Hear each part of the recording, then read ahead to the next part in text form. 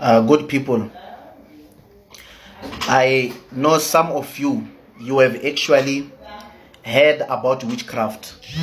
Some of you have experienced witchcraft, but some of you are struggling dealing with witchcraft because you don't really know what they used on you when they bewitch you.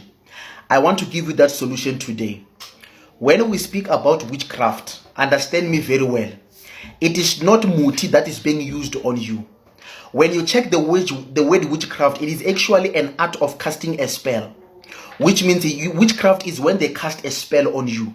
Now, most of the time, they cast during the night. The flying with brooms and all those things, those actually are the part of the practice. But witchcraft is actually in casting of spells, which means if someone wants you to get divorced, they simply speak it, they say it.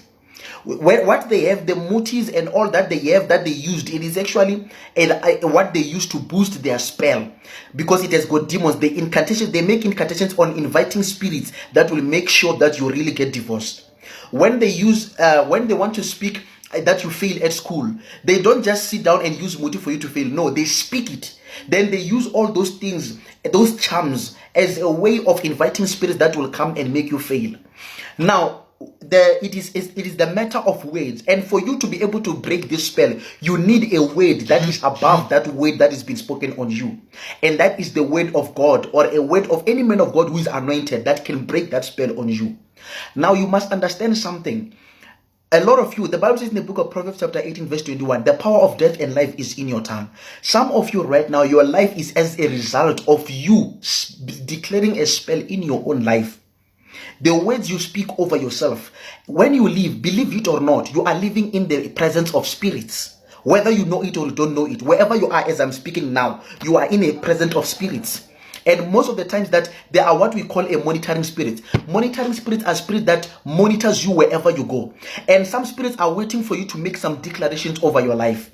If you speak things like, I can't, I will never get married, I will never pass. As for me, poverty is a family thing. As for me, this sickness, doctors have written me off. They say it will lead me to death. You are definitely going to see those words manifesting, because there are demonic spirits and demonic entities around you that are waiting for you to speak a negative word so that they can carry out that task and make sure that what you spoke shall come to pass. That is why when we deliver a lot of people, they will tell you, I'm a spirit of poverty, I'm a spirit of sickness. How did you come in his life? Then they speak on how they come. Some of them, they came as a result of what you spoke. Some of people have become the witches of their own life.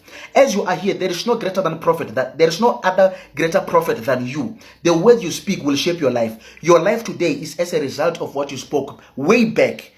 Create